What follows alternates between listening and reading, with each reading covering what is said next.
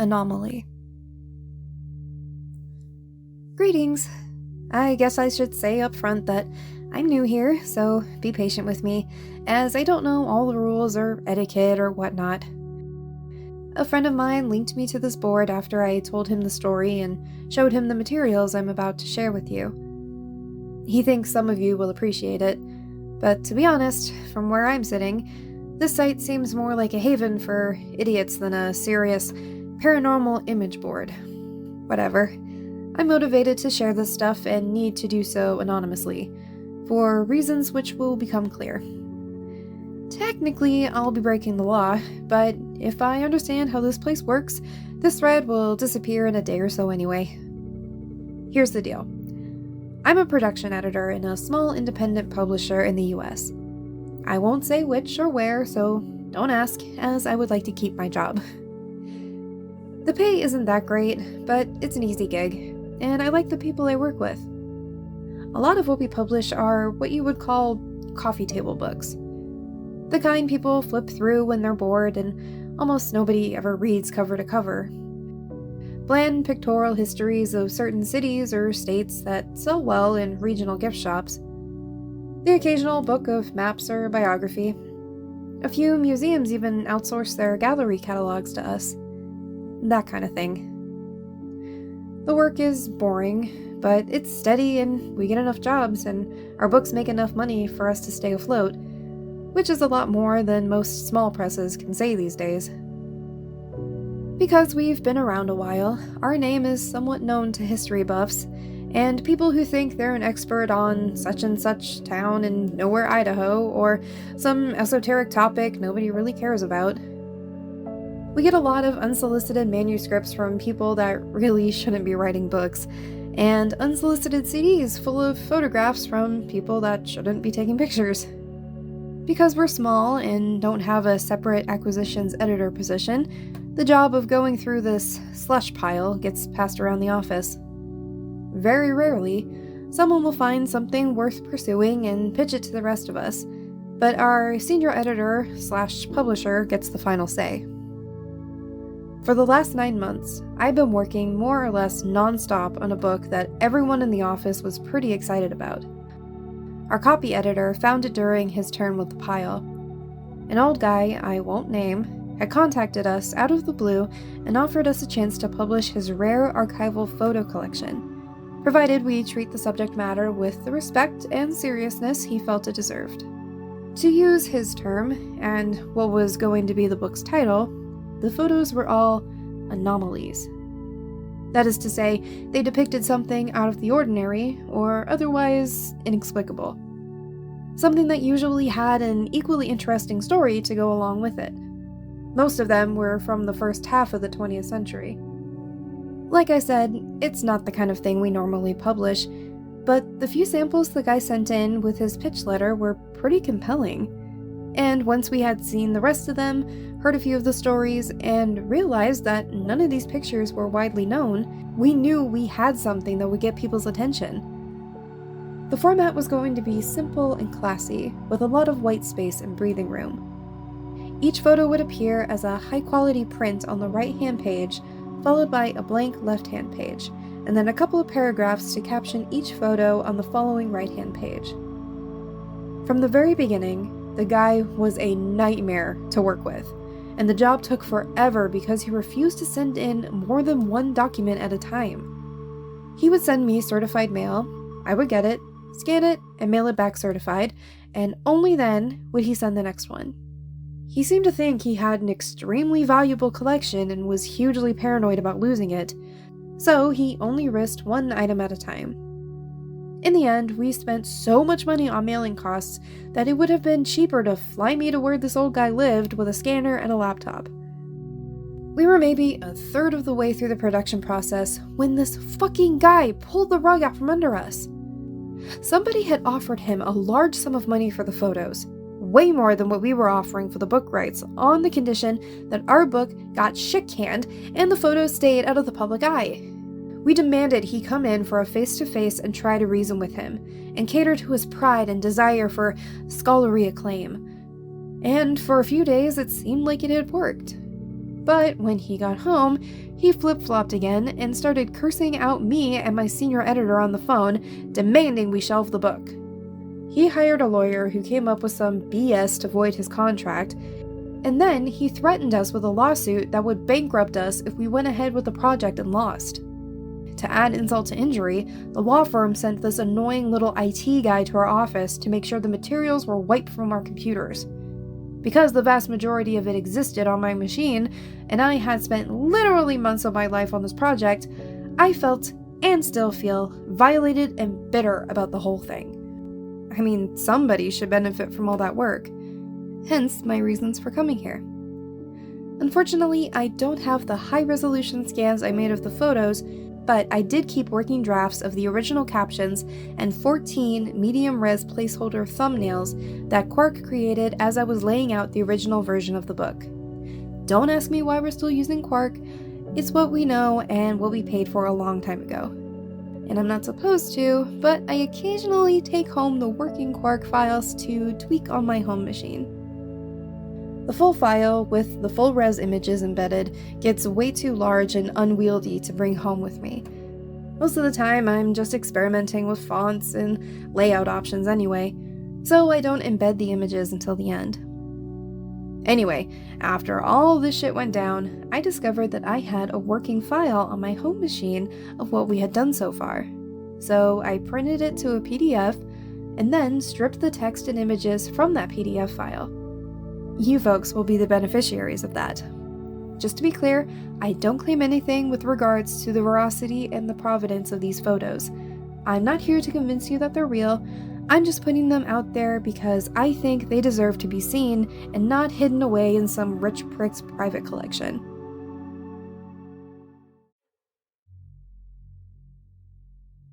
Photo 1. The Collinwood Fire.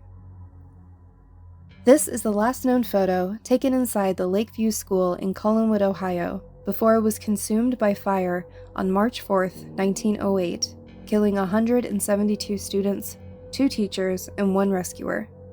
The fire started when a ceiling joist ignited from a nearby steam pipe. Flames blocked escape routes, leading to panic and a stampede that trapped a large number of victims in a stairwell where they were cooked alive. Additional casualties were incurred when burning students jumped from 2nd and 3rd story windows.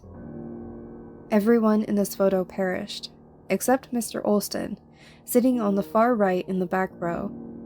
The spectral artifacts in the photo remain unexplained. Photo 2. Charlie Noonan's last interview. Charlie Noonan was an amateur folklorist who traveled through the South and Southwestern United States during the early years of the 20th century, collecting tall tales and stories of the supernatural. According to his wife Ellie, Charlie was told a story one day by an Oklahoma farmer about a strange woman who lived alone on an isolated property in the Panhandle. The farmer claimed the woman was not a woman at all, but something else. Something that hid its true nature beneath a headscarf and was never seen without a large dog by its side. Noonan was apparently intrigued enough to try searching for the woman during one of his research road trips. He was never seen again. Ellie Noonan was later contacted by a Tulsa pawnbroker who remembered reading about her husband's disappearance in the papers after finding his name engraved on a camera sold to him. The pawnbroker returned the camera, and Mrs. Noonan had the film inside developed in the hopes of finding a clue as to his whereabouts. This was the only photo on the roll. Unfortunately, neither the location of the property nor the name of the farmer who told him the story was recorded in Noonan's notes.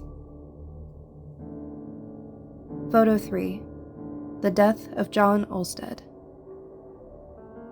This prophetically torn photograph depicts a regimental color guard of the Union Army 1 month before they marched into battle at Anaheim, September 1862. The gentleman on the far right, named John Olsted, had the right side of his face and right arm blown off by a cannon fire at the start of the hostilities.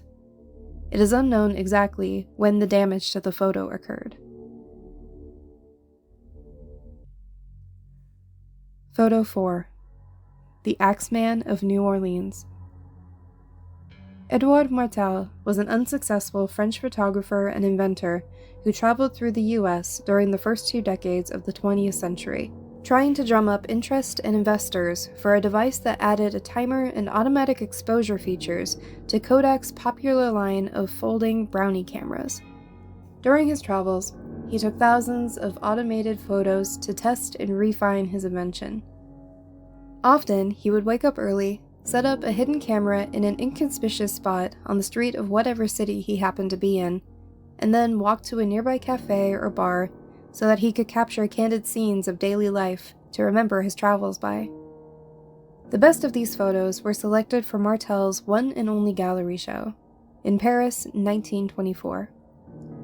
Unfortunately, Martel died penniless and unknown in 1955.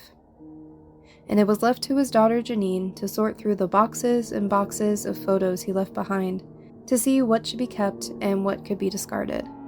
During this process, she came across this photo, taken in New Orleans in the morning of October 28, 1919, a few hours before Martel boarded a steamer ship and returned to France.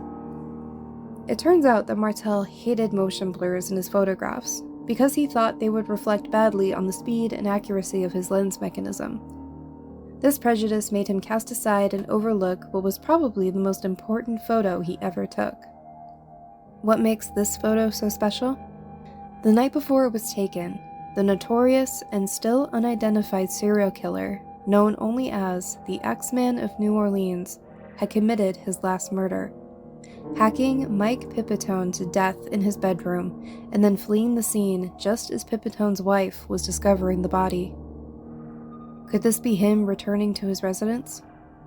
It's impossible to say, but if it is, the image appears to belay the legend, based on the shaky testimony of Pauline and Mary Bruno and prevailing prejudice of the time, that only a black man was capable of such savagery.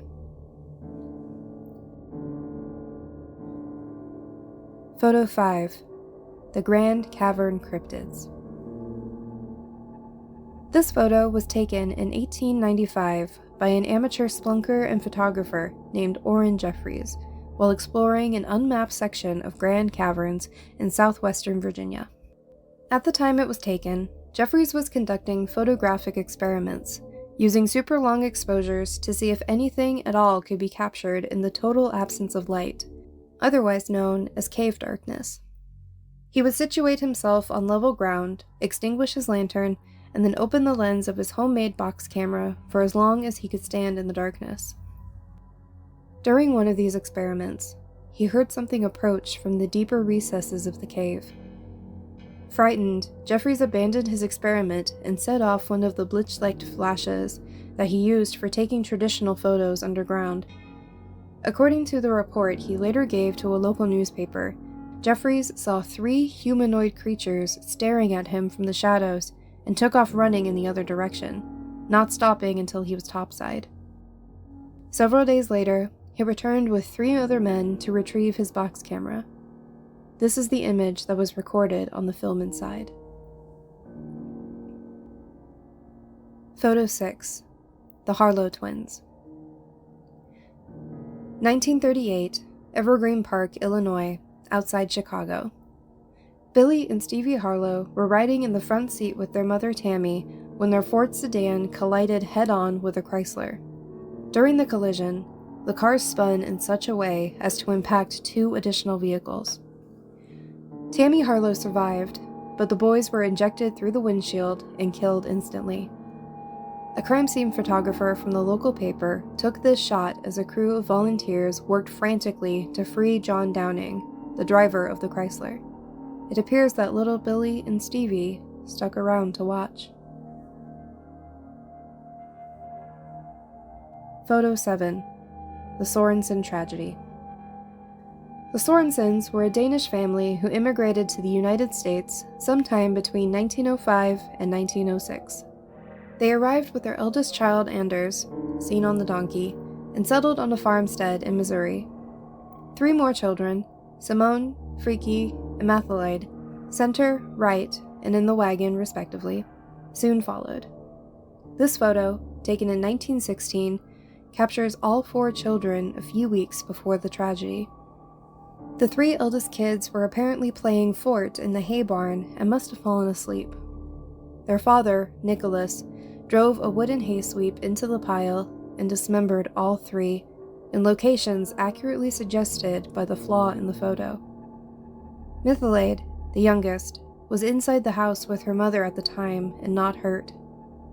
According to the son of a neighbor later interviewed by the author, the donkey died later in an equally horrendous fashion by getting its head caught on a barbed wire fence and nearly decapitating itself in a frenzy to get free.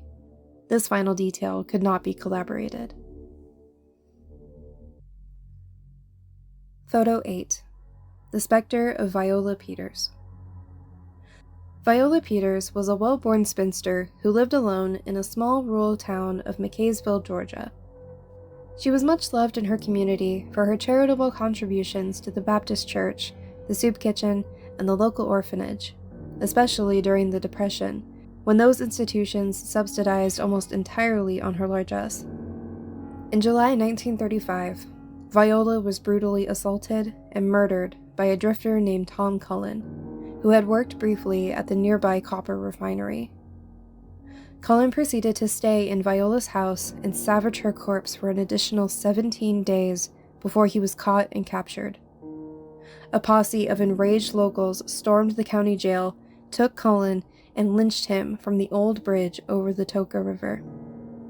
This photo was taken by Garrett Killian, a witness to the lynching, and caused quite a stir when it was published a few years later in the Atlanta Constitution.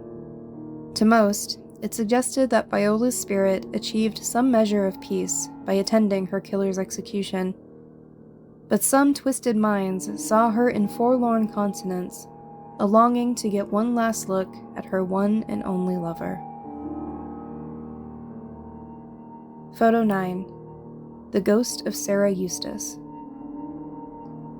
Danvers State Hospital, formerly Danvers State Lunatic Asylum, was a Kirkbride-style psychiatric hospital built in 1874 on what was then an isolated site in rural Massachusetts. Like all Kirkbridge asylums, it was famous for its Gothic architecture and its use for the now outdated medical techniques to treat insanity. Danvers is often cited as the birthplace of the prefrontal lobotomy. Danvers has several other claims to fame.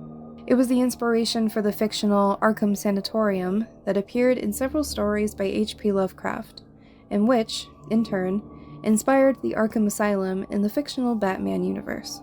It was also where the cult horror film Session 9 was filmed. That film put the vast network of tunnels beneath Danvers to good cinematic effort.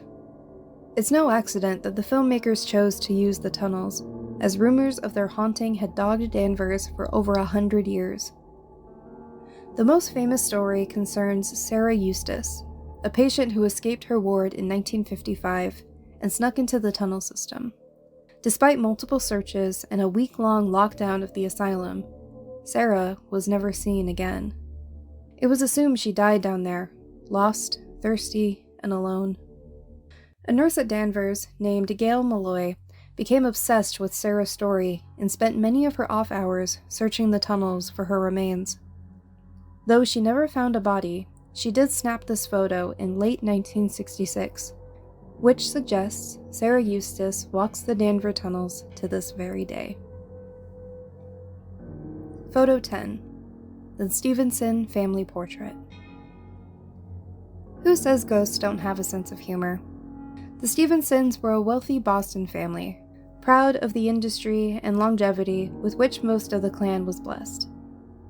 This portrait, taken in 1945, was an effort to gather the oldest Stevensons together with one of the youngest, Amelia, Center, age 102, was granted the honor of matriarch, while little Ophelia was the token child at 18 months. What the Stevensons did not realize until this photo was developed, that they had been joined that day by one of their deceased.